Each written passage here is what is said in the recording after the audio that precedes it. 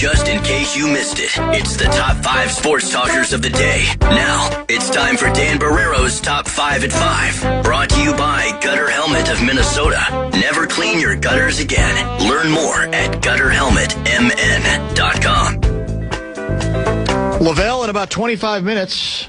Top 5 now. The stories a stadium could tell. Remember Courtney Cronin? I do. I'm reading her story, ESPN.com. Why did I play this? The stories a stadium could tell. And you'll probably talk about this with Lavelle a little bit. The Chicago Bears took a significant step toward leaving Illinois today. The Bears Board of Directors voted Thursday to advance their stadium development in Hammond, Indiana, but the exact site still to be determined. This is the first time the Bears Board has voted on any stadium site. Kevin Warren, we remember him. We believe a world-class stadium project in Hammond will transform the region, connecting Northwest Indiana and the south side of Chicago through the Loop and across the neighborhoods and the suburbs stretching north of the city. Per a league source, Indiana is, quote, in the lead, but Illinois can still get back in the race. What do you as a northern Indiana I don't even think I can be objective about this anymore. I am, as sacrilegious as it sounds, because of my Gary, Indiana roots, heavily rooting for the Hammond site. Really? And that sounds, again, you go, it's the Chicago Bears. That's what you grew up with, man. Come on. We get it. You love the region. You love Northwest Indiana. But I'm all in on it now, because part of it for me is although there have been some rumors about Chicago trying to maybe get back in it, I don't really think there's any there, as sad as that is. I think it's been Arlington Heights or bust for a long time, and then Hammond, in Indiana got into the mix. I'm not going to say this is going to be one of those that, because of the history and because they own a bunch, the land at Arlington Heights where the racetrack used to be, I don't think you can ever flat out say no chance until the papers are literally signed. The final papers are literally signed. But I am telling you, I think it's more and more, it's much more likely than some people who've dismissed it, based on what I've heard.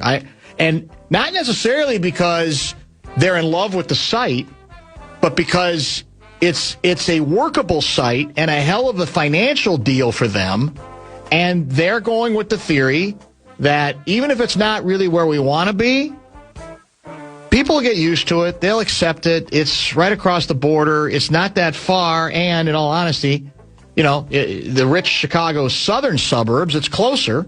Yeah, for the posh and Tony North Shore people, yes, it's going to be further, but that would not be unprecedented. So the question of what happened today is whether they meant it or whether it's now here. We're going to have to take one more step to truly terrify the powers that be in the state of Illinois to figure the thing out. Well, that's what Lavelle thinks, but I don't know what percentage I'd put it at, but I don't think it's a prohibitive long shot at all now. I think it might well be 50-50 or better at this point that they are going, believe it or not, the Chicago Bears to Hammond, Indiana. I wonder what that does to visiting fans. Like, obviously, home fans are one thing. But when you don't have a stadium in a city where you can just stay and go, I'm sure Hammond will have nice development around it. You could and all of that. Yeah, in all honesty, you talk about an airport, you still got, actually,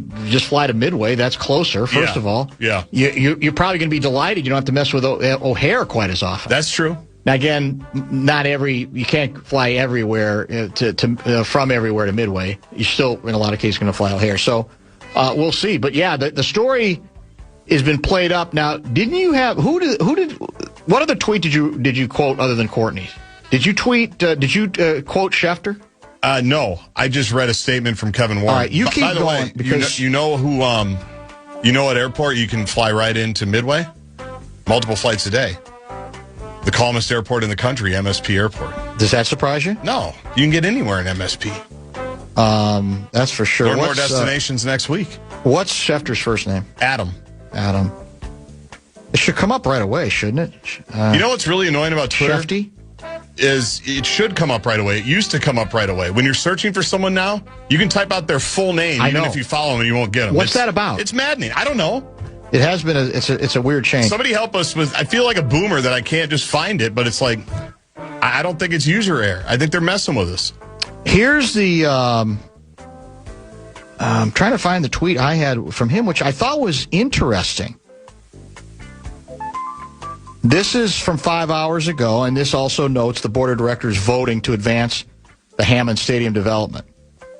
As one source said, quote, "There is more work to do, but barring anything very strange, it's a done deal." The stories now, the stadium again, could tell. Something very strange could be Illinois, they came to their senses and they got a deal done, but I thought he went a little further than other people have, and he's often right on the money. He's a very accurate reporter. Yep. But I thought that was pretty interesting. So we'll just have to continue to follow it.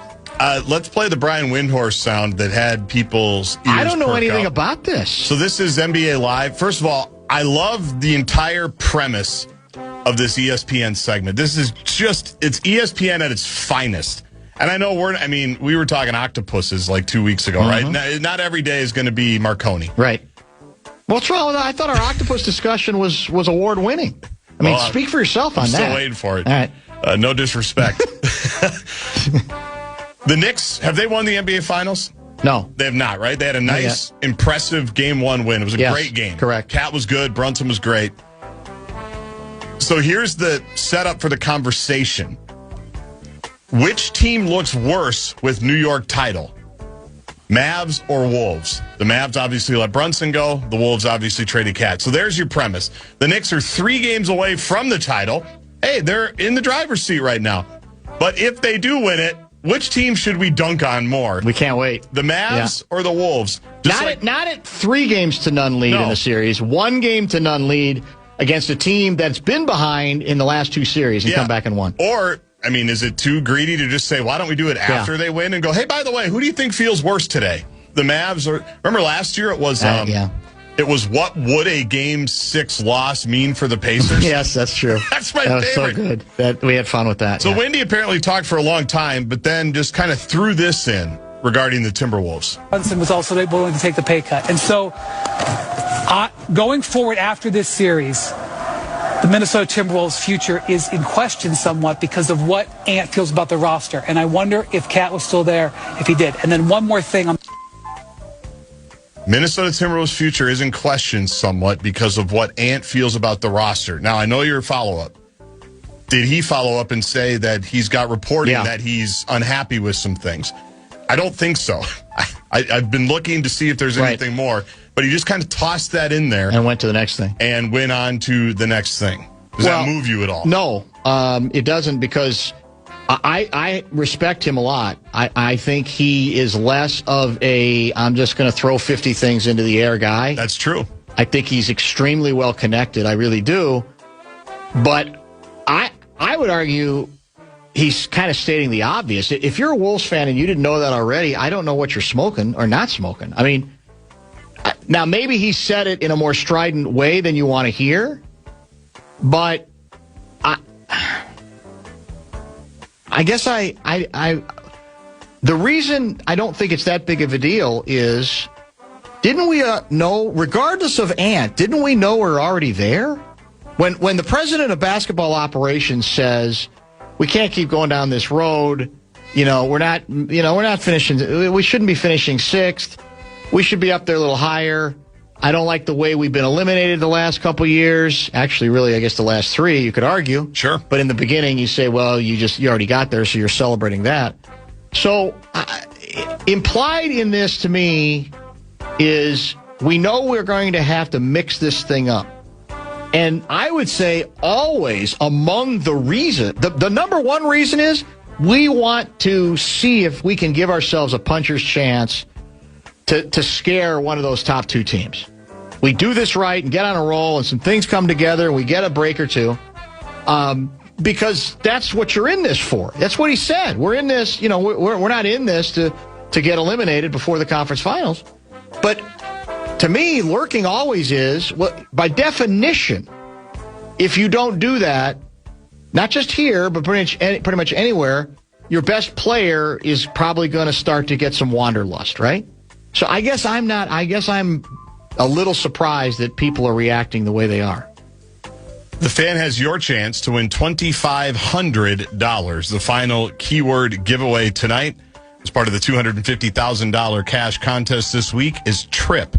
Go to KFAN.com, enter the keyword trip. That's your shot at $2,500. $2,500? That's a good gig if you can get it. Yeah, that'd be helpful. Lavelle in about 15. You're listening to Barrero.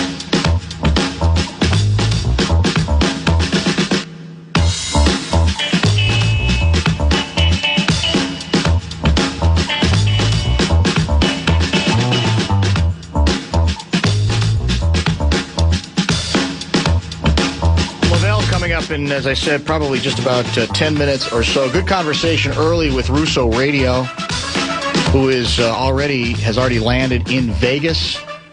Of course, that series, the Stanley Cup Final, is now tied at a game apiece. Real quick, I had quoted to Russo the Micheletti observation that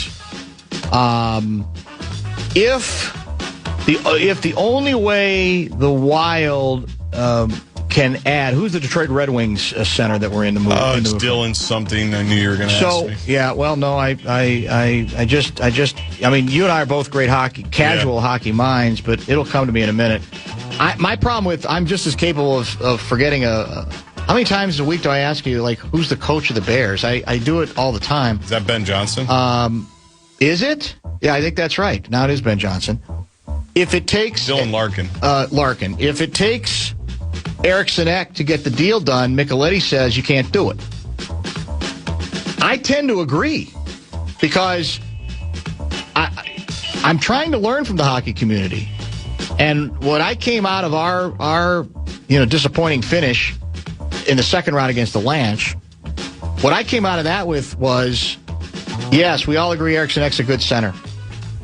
But he is being treated like he's a superstar in part because we don't have a second one that's even that would be considered good to very good. He's what we got. And the whole idea here is to put yourself in a position where you don't want to project Ek being out again for any length of time in the postseason, but you want to better prepare for it so that we don't then just easily, well, no, not fair, it's not our problem we lost. Eriksson Ek's out. That we've got to get to a place where he can't be the difference between advancing or not. First of all, he's not good enough, I think, to say that, as good as he is. Secondly, that proves that you just don't have any depth. So, I mean, that would be under the classification of robbing Peter to pay Paul a little bit. Because with them, then you have legitimate 1 and 2 centers, I think, and that's the whole point here. So I kind of agree with him on that. Now, does that mean... Are there other things you can entice them, the Red Wings with? Probably. I would think there might be, especially because of the position they're in. But I think, the last thing I want to do, I'm not going to get that excited about Larkin, even though he's very, obviously still very good, and still, what is he, I think he just turned 30. I'm not going to be as excited about it if you got to dump Eriksson Ek to get it done. Does that make sense? Yes. I was actually surprised that kind of came up. Because when this news broke yesterday, I never even thought about putting him in that package. And so it's been interesting to hear because I wouldn't do that. No, the whole point is you want Eriksson Ek to be your second center. Unless you think you can get another second center. Well, unless you think you can get another second center. I guess that would be the comeback. But I don't know how you're doing that. Yeah. Because if you could do that, then why would you just do that? Because remember Bill Guerin said, what if we got another center that's just as good as Eki? Then we'd have two pretty good ones. Yeah, that's true. And then now this is before the Dylan Larkin thing. Although Russo did hint that this has been on their radar for a while. Right. He thinks that Larkin had asked out because that's almost like the Wolves. It's like, well, yeah, maybe you can go get Giannis, but what if you can just go get Kyrie Irving or DeJounte Murray or somebody else that isn't going to cost you as much, and then you get to keep more of your guys. Then you just have more good players. Isn't that a way to do it as well? But no, I wouldn't put Eriksson Ek in that deal. I'm going to give you some numbers here. 32. Let's start with the most recent performance. 28 minutes, 28 points, 7 assists, 4 rebounds, 3 blocks. 28 minutes, 19 points, 10 assists, 3 steals. 32 minutes, 17, 6, and 6. 16, 5, and 8. 14, 9, and 5. 13, 6, and a meager 2 assists, below her standards. 15, 2, and 6. 13, 6, and 7. 21, 3, and 8. Those are points, rebounds, assists for every game that your gal, Olivia Miles, has played for your Minnesota Lynx thus far this season. She had a breakout 3-point game most recently last night in an impressive 87-84 victory over, I think that was Golden State. Yep. And she was 8 for 11 from 3. 8 for 11 from 3. And we talk constantly about, well, what do you want? You want really good players. You want star players because they're hard to find. And you also, if you're lucky, you get a star player with a certain savoir-faire, presence, whatever cliche you want to apply to it, that is very pleasing to the eye. And she's acing already in both classifications, in both categories. That's the beauty of it. It's unbelievable. Because you can get the first, and by the way, you can win championships with the first eventually. But man, when you get the second to go along with it, somebody who could be box office, somebody said, yeah, do I want to go see the Lynx, or do I want to go see the Lynx because Olivia Miles plays for them? That's a box office. She is going to become a box office attraction. There's not any question about that. And again, she's just, scratching the surface. She just got here. And I'm not here to say she's the perfect player. I'm not here even to say that every night she has been wonderful from start to finish. But it doesn't really take long to watch her. We've talked about it in bits and pieces, but I thought we needed to get back into a little more detail today, in part because it was a kind of a breakout game from a three-point standpoint. But there's now a thing where, in fact, I think Lehman alluded to it, where people are actively, each night or the morning after the Lynx play, they are actively searching out the Olivia Miles highlight reel for the game the day before. And she's electric. When you put it together, she's incredibly fast. But more than anything for me, and she can get to the basket pretty much anytime she wants to with the one-hand layup. But it's the passing. It's the vision. It's just the ability to see the court, and she gets to one place, and then it's a bounce. It's a skip pass. It's a bounce pass. It's a whatever it is. It's the right kind of pass to get that tends to put the player who receives the ball in almost immediate position to score with it. That's a God-given gift. I don't think you can develop that. I don't think that that's something that a really good coach can instill in you. They can instill some things, and they can try to teach you how to improve your game and to stay away from this and get to that, whatever the case may be. But the stuff we're talking about here, you either got it or you don't, and she's got it. There's not any question. That was one of the funniest Cheryl Reeve comments last week or so. They asked Cheryl, is that something that you can develop? The passing, the vision, whatever she has. And Cheryl says, I don't really think so. I think you're born with it. And somebody then said, well, she credited it to soccer, that it helped her. Yeah, right, she did. And Cheryl said, well, I don't know, I played soccer and I didn't get that. That's right, I saw that. Which is such a great line, but it speaks to your point that it is just kind of who you are and who she is. And actually, other breaking bumper-to-bumper news, I believe one of her coaches, Lindsay Whalen, will join in studio on Wednesday. Oh, nice. You did find a day. I think we will have a Whalen Wednesday next week. We're still working out some details. But Lindsay just said earlier this week in asking to compare, I think someone had compared the two of them, and Lindsay said, well, I'll take the comparison. She's good. She said she's got better vision than I had.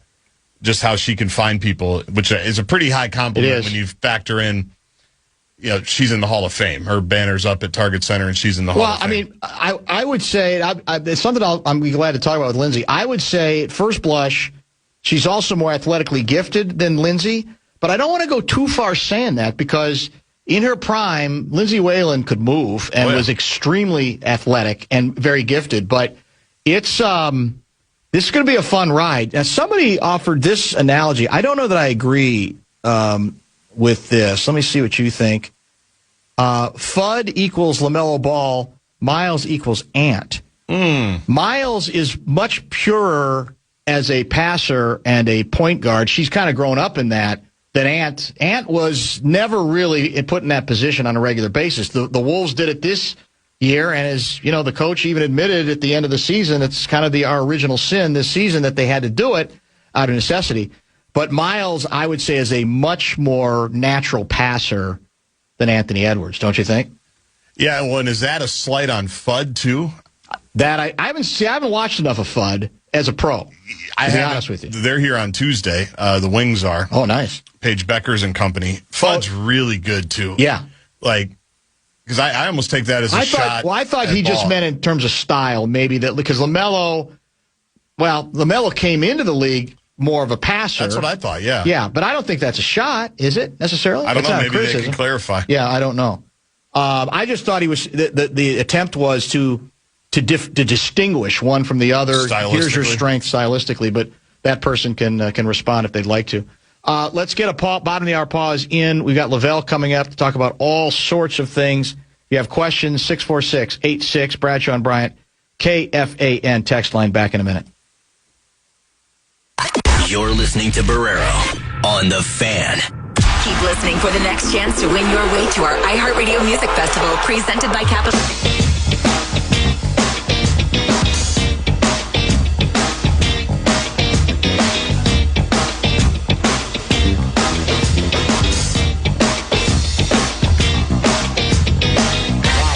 Text coming in for Lavelle E. Neal III. Yeah, you're right, by the way. Texter guy did mean it as, I thought maybe he just meant it stylistically, but I guess it goes back to now LaMelo Ball is looked upon as definitely not anywhere near as accomplished as Anthony. So he was saying he meant it as a slight at Fudd, although I would think it'd be, the point I think he's trying to make is he thinks we got the better player. I think it's probably a little too early to draw any grand conclusions on Fudd. LaMelo has been in the league as many years as Anthony, right? Yep. 5. So yeah. Well, I will say I'm glad, and I gotta rip my dad later. You just reminded me because my dad was all about they need rebounding. Don't get another guard. They need rebounding. He wasn't going to take Miles. Oh, interesting. So now I got to see how that. Yeah. I'm going to say, did that age well, Dad? Well, he's not wrong, but they still need it doesn't matter. I mean, yeah. you could actually argue they needed more than anything else dynamic player, which she most assuredly already is that. In fact, let's challenge our next guest, Lavelle Neal III, joining us via the Connecticut Water Systems hotline. You haven't even written about Miles yet, have you? What's the problem? Do you have something against women's basketball? I'd mentioned I had my 3-2 pitch on Sunday. I mentioned Olivia Miles and Courtney Williams probably forming to be one of the best backcourts in the WNBA because Courtney wasn't really a true point guard when she came to the Lynx, but she became a pretty reliable one, And now you've got Olivia Miles. They're averaging over 10 assists a game between them, and and that allows Courtney to hunt for baskets at times that the team really needs it, and the ridiculous thing about this is that, a week ago I'm going, when that beat down of Phoenix, when it was at 111 to 77 or something like that, I'm sitting there going, these are like Magic Johnson passes.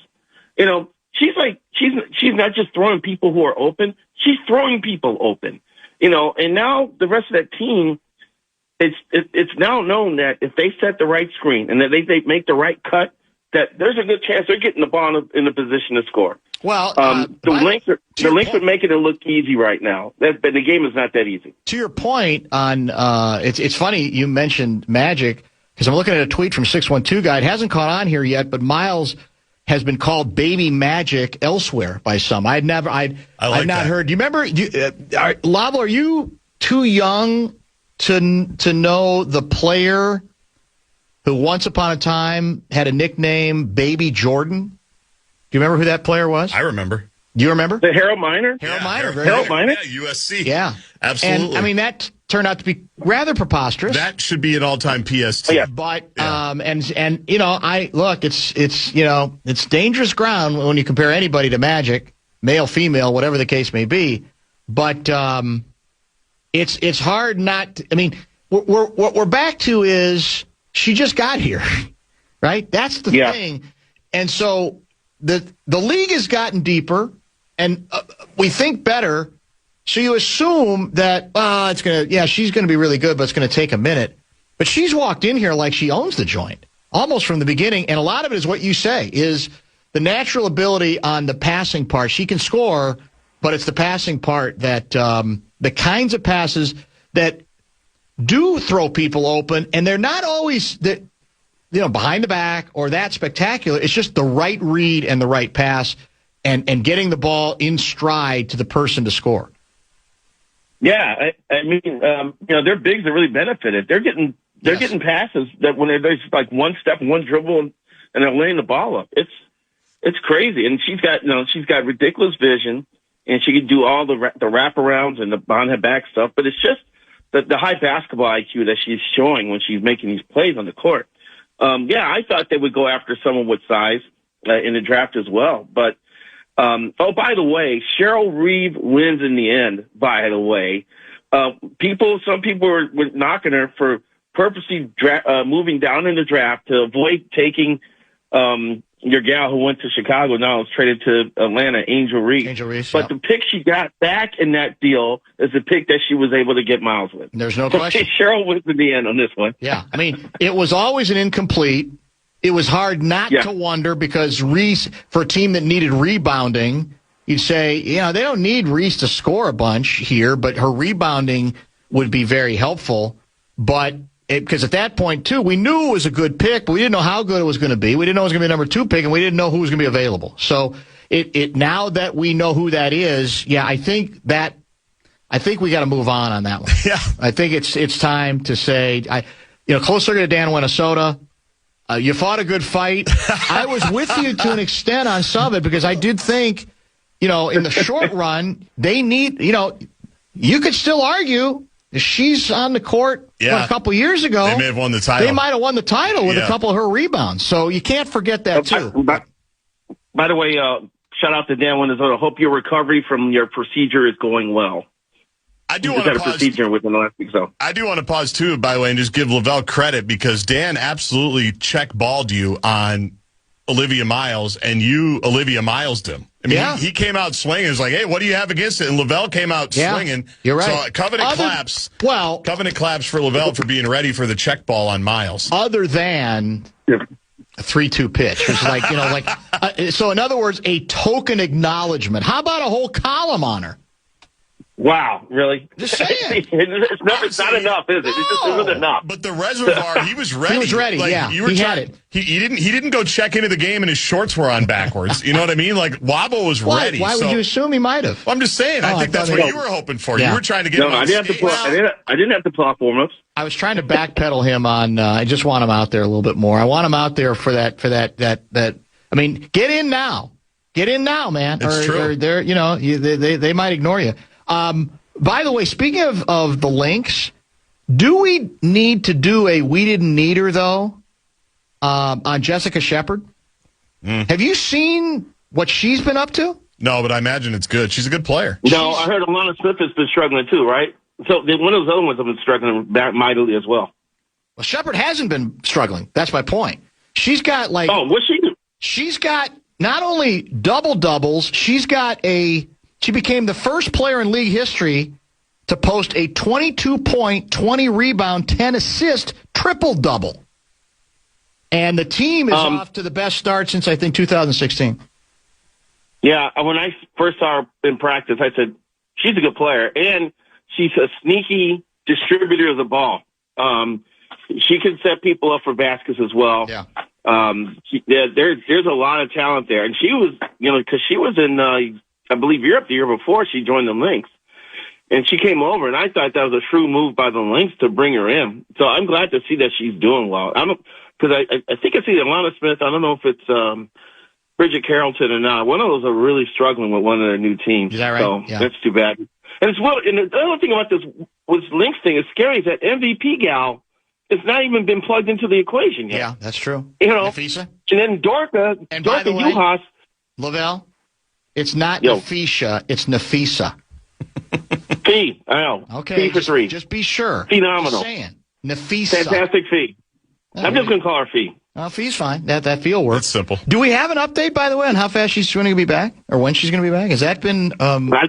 Joe wasn't optimistic. I mean, she said both her and Dorka are more like weeks than days. Oh. So body diva. It's not even no time yet. Now I was saying about Dorka. Dorka was a Eurobasket MVP last year. She went over to spent the year in Turkey. It was Euro MVP. So she's coming in hot too. So there's going to be some fun basketball to watch here.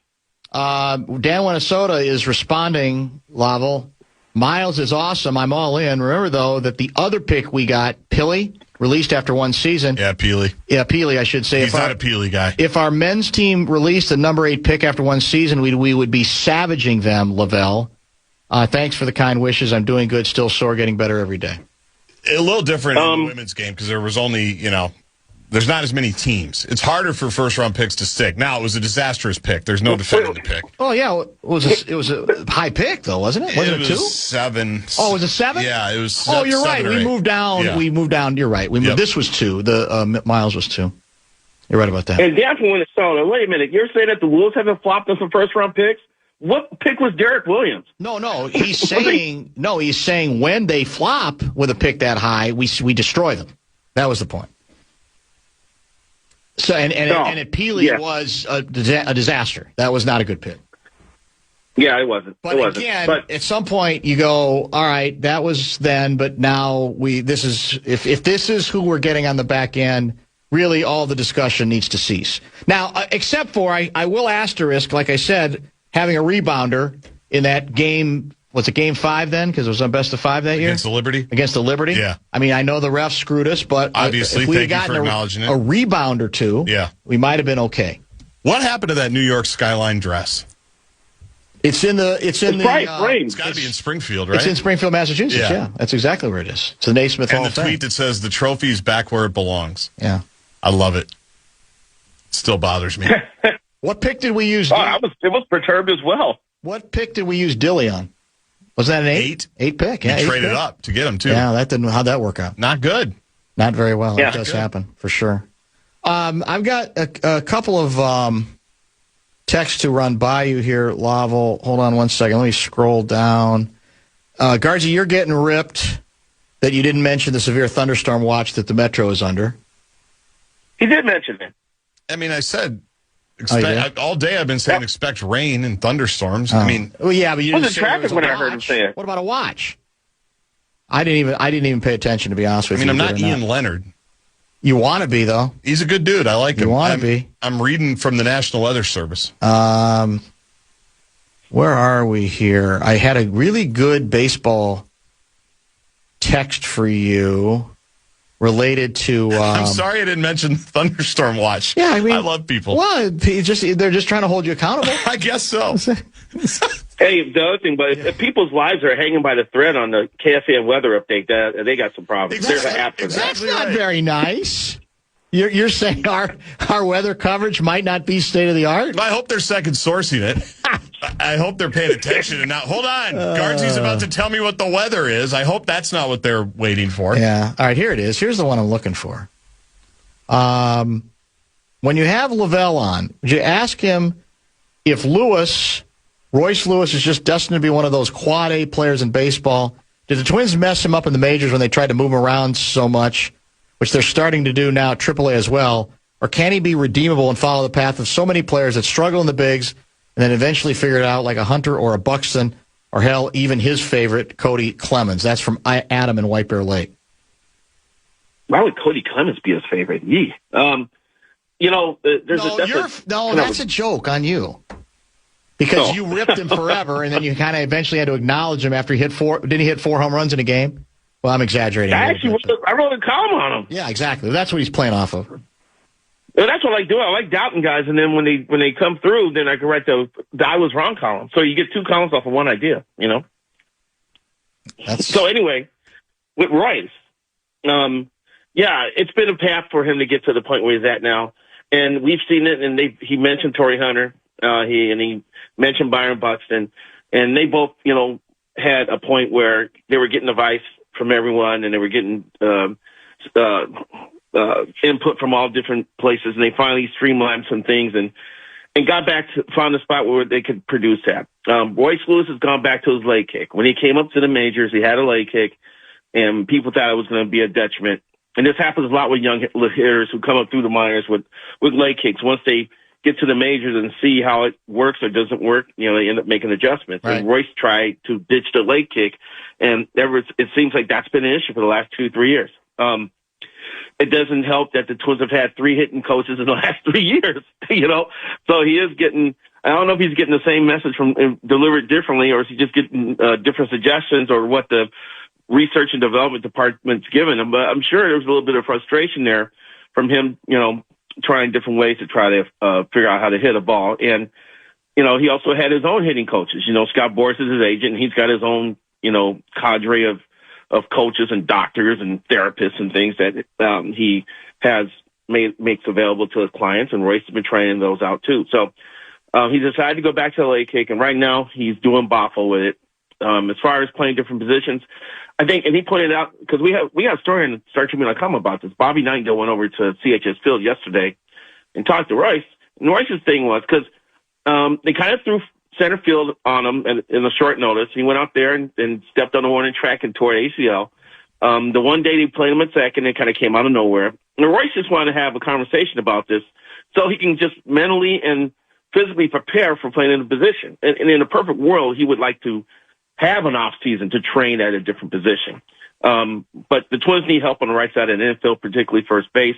And he's willing to help. He just appreciates that now they approached him, had a discussion, kind of explained things to him about how it'd be beneficial for the team if he takes grounders at second and first. So he's been doing that this week at St. Paul. Is he a finished product as a defensive player? He talked about how the first base glove feels weird to him. So I don't know how long that takes for him to get through and adapt to. But the process is going on. I would expect Royce to be. I wouldn't be surprised if Royce is back with the Twins a week from today when they open up a homestand against the St. Louis Cardinals. But we'll see. But yeah, there's layers to the whole Royce Lewis thing, and it looks like he's in a better place, and he could be in a spot where he could factor in for the Twins during the second half of the season.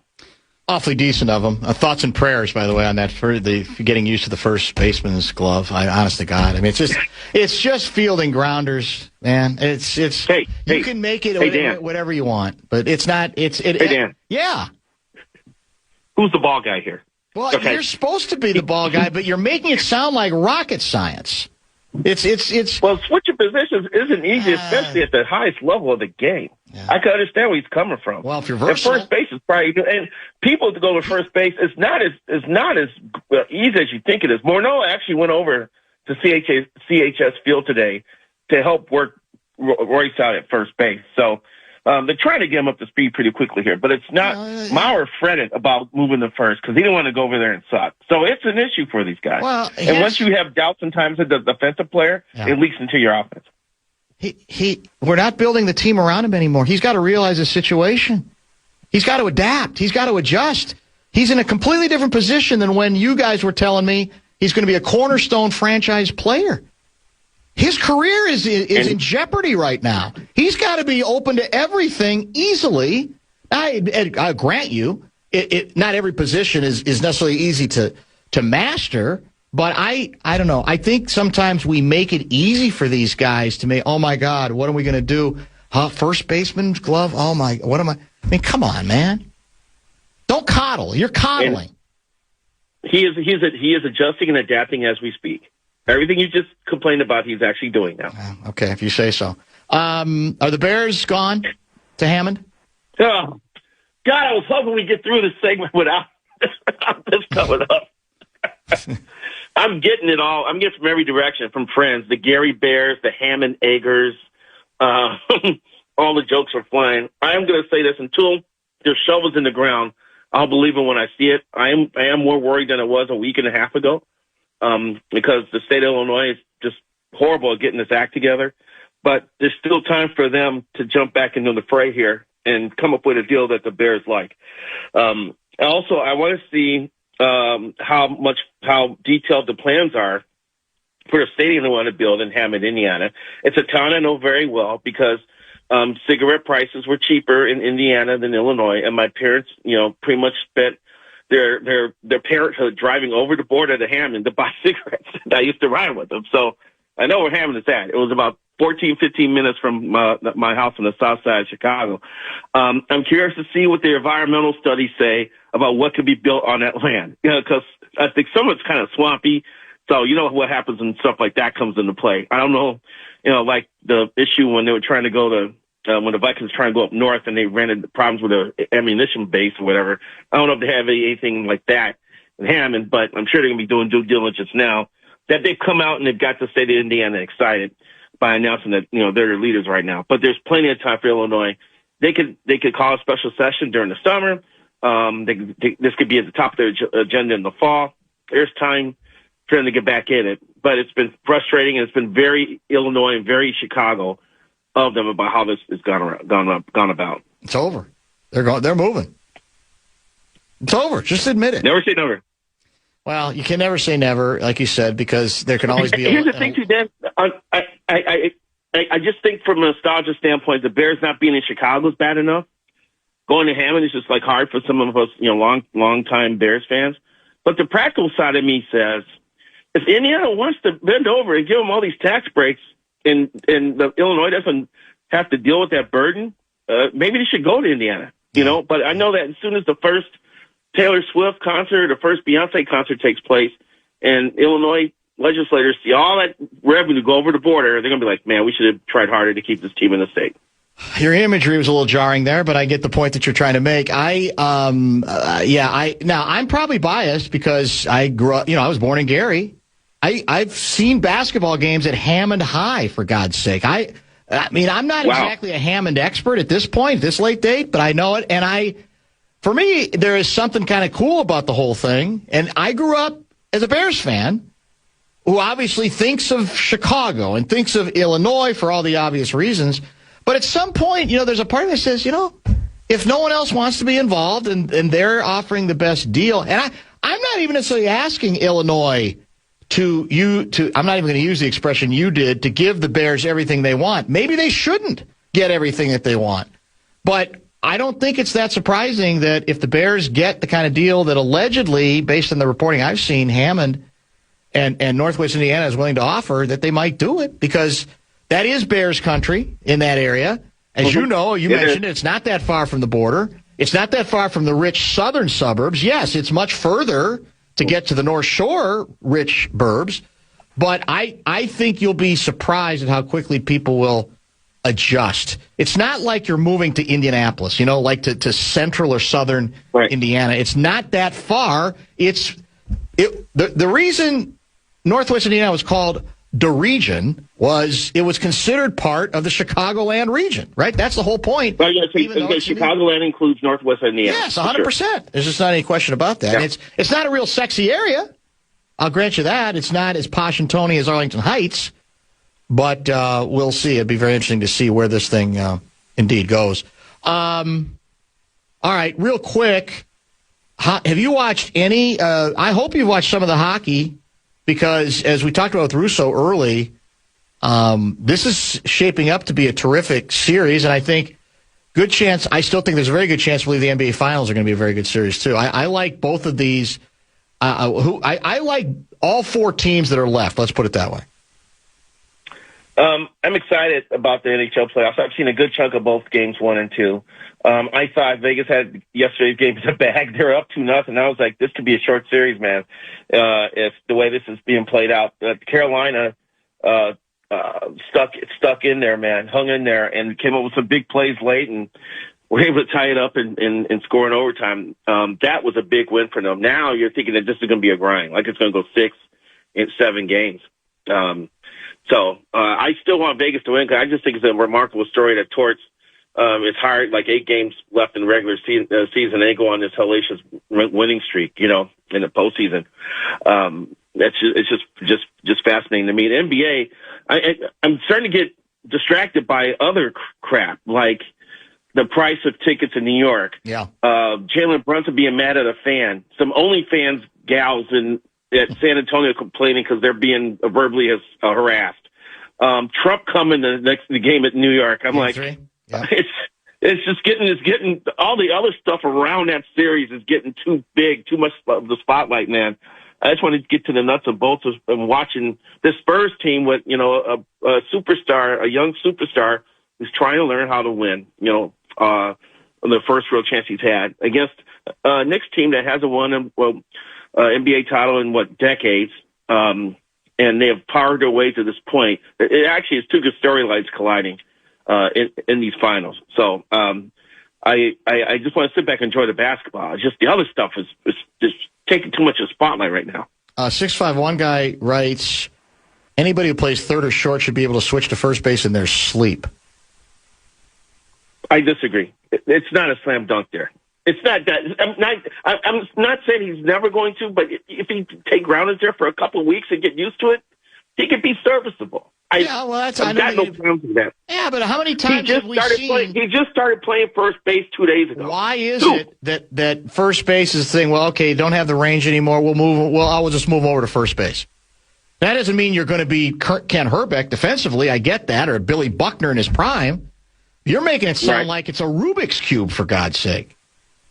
No, I'm not sounding like I'm just being practical, man. You got to learn. You got to learn to play the position. You got to learn. When do you with ball? You got to make decisions on what balls to field, holding runners on. The one superpower Royce will have at first base is that he likes to talk, and he'll distract the hell out of whoever's the opposing first base runner at first base because he likes to gab. So he'll be an asset to the Twins in that regard. Happy for his gabbing ability. Let's just be a more consistent baseball player and hitter, and let's not worry so much about the other cutesy pie stuff. I'm done with him. I admit I'm kind of down on him because I got suckered in. All you ball guys basically swooned over him so much. Like, man, people are going to come to the ballpark to see this guy night after night. He's box office. He's special. And I believed you. And now look at him. I wasn't the columnist who said that he was the most charismatic Twin since Kirby Puckett. But he was Mr. Grand Slam for a while, and Rocco did consider him his cleanup hitter for a stretch there. So he was there. But something went haywire the last couple of years, and it's been awful. It's been hard to watch, and he's looked clueless. And I'm sure he's bottomed out now. But there's good signs over at CHS Field. He's hitting, and he's working at new positions, willing to work, wanting to help, and earning his way back. Lavelle, does anybody care that the Giants and Jets play in New Jersey? Does that you think hurt their ability to be identified as New York teams? Well, they played there so long, I just don't think it's a big deal, Well, that's the point. It's just got to start somewhere. But it's pretty. But I mean, no, I'm not disputing your point about people will get used to going to Northwest Indiana. I'm not disputing it. I'm just saying I'm not at that point yet. So yeah, there's going to be some nostalgia scar tissue over this if they actually move across the board. I admit I'm very defensive about the way people like to mock and ridicule Northwest Indiana. There's a lot of fine people who've resided or lived or grown up in Northwest Indiana. I'm just tired of every time Glenn Mason comes in, he talks about when he's driving, he drives through Illinois, through the Gary area. He smells it, he said, before he sees it, and it's just awful. And I'm just tired of that. Well, so you've been wounded because you've taken abuse. Gary takes a lot of abuse. It was once a proud, hardworking city, a steel mill. Ron Kittle, the White Sox, was born in Gary, son of a steel man. But it hit the skids, and it's been the butt of jokes. I get that. You got your Hoosier shield out, blocking all these attacks, and now you see an opportunity to strike back. I have no problems with that. Yeah, that's at least what I'm trying to do. All right, we got to go. Thank you for the time. What's the Sunday column? World Cup, baby. How this country has evolved since 1994 when I covered USA against Brazil. Excuse me? Involved into what? They're going to sell the games out? We've got a 30-team league. We've got games on TV every day. We've gotten rid of the term soccer moms. This is awesome. This next 6 weeks is going to be fantastic. I don't know what suburb you're hanging in. We have not gotten rid of the term soccer mom. I don't know. You're in the wrong side. I've heard it less and less now. Okay. I'm hearing a decrease. All right. Or maybe my friends aren't moms anymore. Maybe that's why. I might have you've something to aged do with out. it, yeah. You've aged out. Thank you. So long. Lavelle Neal the third. I tried to get him going, and I don't know if I succeeded, but it is fun to at least attempt. A lot of good text for our final 30 minutes. Gaardsy, the whole weather attack on Gaardsy has turned into a hell of a cause, and there's a great debate breaking out about whether Gaardsy's doing a great job including the weather or a terrible job including the weather. So I had no idea. You never know what captures the imagination of the listeners, and they're all weighing in on it now. They are all in on this particular story. Must be the abyss. Well, according to you, yeah, you ripped our outstanding cerebral coverage of one of the most misunderstood animals in the world, the squid. No, the octopus. Yeah. I still haven't watched those documentaries. Maybe I'll do it tonight. I haven't either. You're listening.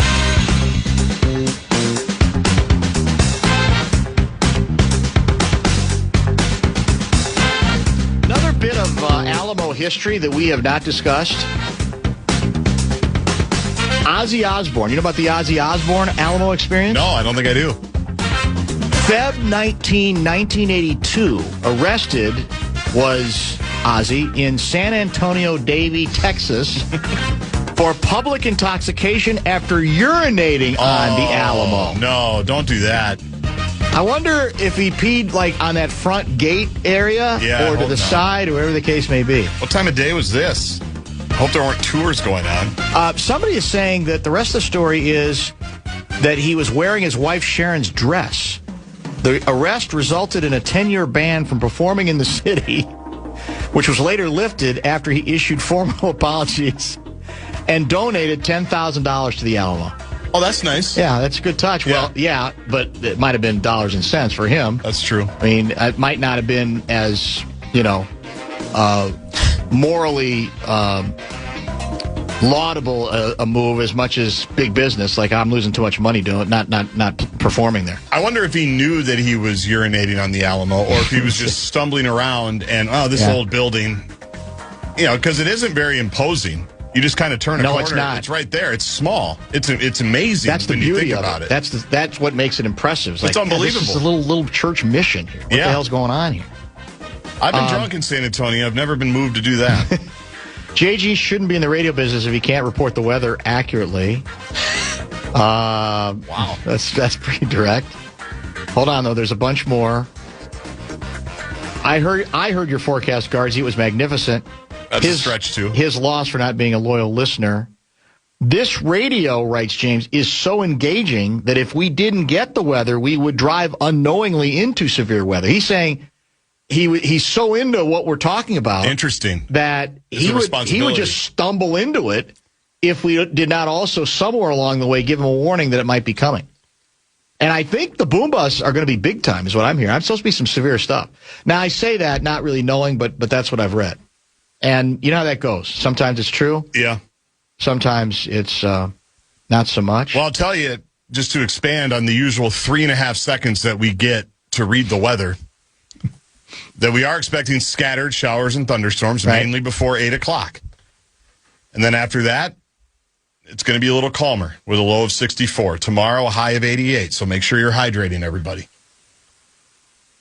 Because it's going to be cloudy and then sunny. So don't let the clouds fool you. It's going to be humid and hot. Drink some water. Dangerous heat? It could be 88. That's what you're going to go with. Dangerous heat. That's what they would do. You said it. Dangerous heat. Just letting everybody know. This has come in a couple times. 651 guy, and someone else noticed this too. Congratulations to another 2-time state high school tennis champion crowned today, Soren Swenson. Yeah. not related or connected to him in any way, he writes, just respecting the accomplishment, he can still go for 3 next year, Gaardsy. I saw that. Yeah, I saw that. Shout out to Heather Rule, who wrote the story for the Star Tribune today. Right. She included me in the Soren Swenson looking to join this group of 2-time state champions. Yeah. I appreciated that. I'm glad somebody remembers. 25 years ago. Can you believe that? Do you have any idea the trauma associated with asking to play another position in baseball? Do you have any clue the layers that go into that sort of thing? Especially, but shouldn't it be softened, though, because he's a good talker? That was my other. It was a great two-prong Royce. Yeah, that matters. Yeah, he jabbers a lot. He'll drive him crazy at first base. I'm sure Bailey Ober, when he gets back, will be able to pick somebody off. You can master it in 15 seconds. But I do think there's an enabling that goes on in the baseball community. Really, in the sports community, move like that. Oh, man, emotional level and a number of other levels. There's got to have to be layers to it and all that sort of thing. And again, historically in baseball, because I used to be a ball guy, what do you do with people as they get older, but you still want to keep them in the infield because you can't trust them in the outfield? You put them at first base, don't you? I mean, that's what you do. That's the idea. Now, there's a great art to great first basemanship. But the feeling in baseball I've always had is, just be competent. It'd be great if you could save us some runs with digging the balls that are in the dirt, right, that are thrown short from third or short to first base. But it's really not that much to it that we're asking of you. And again, we're at DEFCON 1 with him. He's not going to be treated like a guy who's going to get whatever he wants whenever he wants anymore, right? I just think that part probably of it shouldn't be. I mean, he should be abused, right? But I mean, given what's happened at third base, he ain't going back there. Doesn't look like, and he's not a very good third baseman. I never thought he was. Even when we liked him, I didn't think he was that great at third. So then you're running out of position. You obviously you're not going to move him short. I don't think you want to put him at. Well, I guess they have been using him a little bit at second, but now first base is the logical one. Can we get him a glove? Well, the first baseman glove feels weird. Yeah, it's a different glove. Didn't he grow up in baseball? I mean, okay. I mean, yeah, but when you're Royce, so when you're that guy, you're always playing short. I know. You're playing the tough positions. Yeah, I guess that's true. The glove is different. It feels weird. Why should we expect JG to get the weather right when the experts in town are only right 20% of the time? Oh, wow. Fighting words. On the details. Wow, they went there. That's where it gets ugly. Wow, and that's where it gets almost personal for people. Yeah, right? I don't want to do that. You do not want to participate in that, right? No. I like all the weather people in our... All right, let's come back and wrap up a very busy show. That's next. You're listening to 1975. It's the Bumper to Bumper Show Wrap. Are the Twins asking their former third baseman, Royce Lewis, to switch from right wing to goalie? Are they asking him to be wide receiver 1 for the Vikings? No. They're asking him to take a few ground balls at first bleeping base. My goodness. Wedgwood shipper guy, no matter how delicious octopus can be, if you watch My Octopus Teacher, you will question eating octopi. Okay, I'll take that for what it's worth. How about this, Gaardsy? My guy Bozich going after Mike Greenberg. Oh, no. About Chicago Bears stuff? Yes. Mike Greenberg writes, my message to fans of the Bears, as one who watched my team move from Shea Stadium to nearby East Rutherford, New Jersey, it is never the same again. It's still your team. You still root like hell for them, but it isn't ever the same again, to which the real Rick Bozich responds, what are you talking about? You're a Jets fan. It's always the same. Your team stinks. How good. What are the odds? Well, that's what happens in retirement. Yeah. That's why I can't retire yet, because then that's what you're stuck doing. You get a more X nonsense then when more than even when you were working. You don't have to. Ben, that's true. You're right about that. Ben Gessling at 4:30 today. Thank you for his contribution. That was as much about a high school track and field controversy in the great state of Minnesota involving, an Edina story. Too bad we can't find the sounder. And also Lavelle at 5:30. And then we had some bonus Russo today, correct?